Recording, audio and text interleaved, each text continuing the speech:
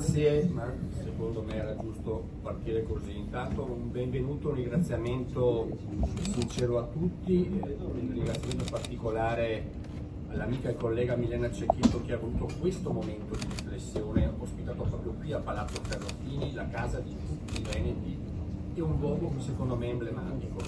Un grazie anche sincero al sottosegretario alla giustizia Andrea Ostellari che interverrà da remoto, nonché i molti relatori odierni qualificati e qualificanti. E mi scuso se non vi cito tutti, ma il tempo è tiranno. L'iniziativa di oggi in Consiglio regionale. Io sono lusingato e fortemente commosso di questa iniziativa. Spero di meritarmi questo incarico e lo porterò avanti con estremo impegno e dedizione. È stata il mio percorso civile degli ultimi mesi e cercherò di dare il mio contributo come cittadino e come papà. Lei si riferisce alla presidenza onoraria dell'Osservatorio regionale, oltre che a questa iniziativa di oggi del convegno? Sì, esatto. Ieri in aula lei ha commentato sui social che sua figlia Giulia è stata umiliata dalla ringa dei difensori. Perché è stata umiliata? Ce lo può spiegare? Guardi, su quel post penso sia scritto tutto. Un sentimento che ho provato nel momento in cui ho ascoltato alcune parole e le ho espresse. Mi fermerei qui. La difesa però deve avere un limite, ha detto. Questo... La mia percezione di papà, quindi in quel momento c'è stato un momento in cui mi sono sentito particolarmente offeso addolorato, ecco. E quindi ho espresso il mio pensiero, ripeto, è il pensiero di un genitore, di un papà che si è visto togliere tanto. Se possiamo chiedere cos'è che hai fatto più, perché sono stati toccati tanti punti, però in particolare magari quelli dello stalking, oppure... No, preferirei non entrare nel merito, se possibile. Che cosa penserebbe nel caso in cui non venisse dato l'ergastolo a Turetta? Se la giuria decide che quella è la pena, a me va bene, l'accetto. Non è che una pena mi dia più sollievo o meno, quindi io porterò questo peso fino all'ultimo dei miei giorni e lo dirò sempre.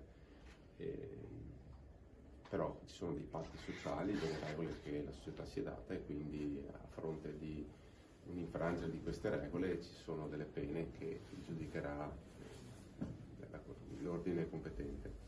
E quindi il mio punto di vista è totalmente diverso, ormai Giulia non me la restituirà più nessuno e tutti noi familiari continueremo a piangerla. Signor Cecchetti, lei si rimette al verdetto della Corte o esprime un suo giudizio anche sulla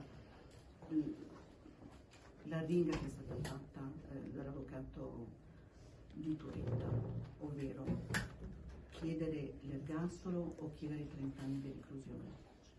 Guardi, io non ho le competenze per richiedere nulla, non è il mio mestiere e quindi ci sono professionisti che sono preposti per far questo e quindi io mi rimetto al giudizio della Corte e ci accetterò come un buon cittadino deve accettare tutto quello che le istituzioni ci danno.